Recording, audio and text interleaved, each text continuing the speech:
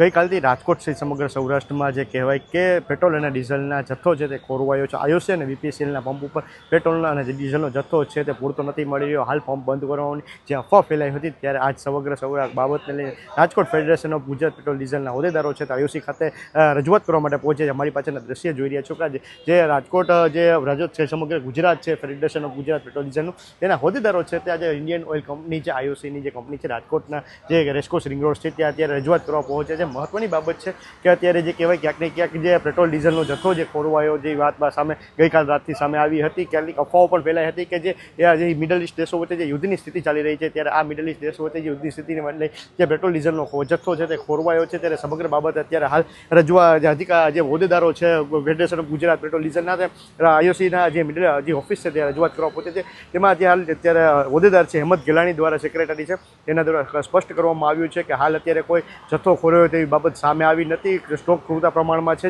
સાથે જે કેટલાક કહેવાય કે જે રીતે પેટ્રોલ પંપને જે કેટલીક ક્યાંક ને ક્યાંક જે અનુકૂળતાઓ છે સેવાઈ રહી છે, કેટલીક જે અગવડતાઓ નડી રહી છે ત્યારે અત્યારે હાલ જે સમગ્ર બાબતે રજૂઆત કરવાની છે. હાલ અત્યારે આઈઓસીના અધિકારીઓને રજૂઆત કરવા માટે પહોંચે છે અને પેટ્રોલની કોઈ અછત જે છે સર્જાઈ નથી તેવું હાલ અત્યારે રાજકોટ જે Gujarat federation of Gujarat petrol ડીઝલનું છે તેના હેમંત ગેલાણી જે સેક્રેટરી છે તેના દ્વારા જણાવવામાં આવ્યું છે. કેમેરામેન હાર્દિક મોહણા સાથે પ્રતિક લીંબાણી, ઇન્ડિયા ન્યૂઝ, રાજકોટ.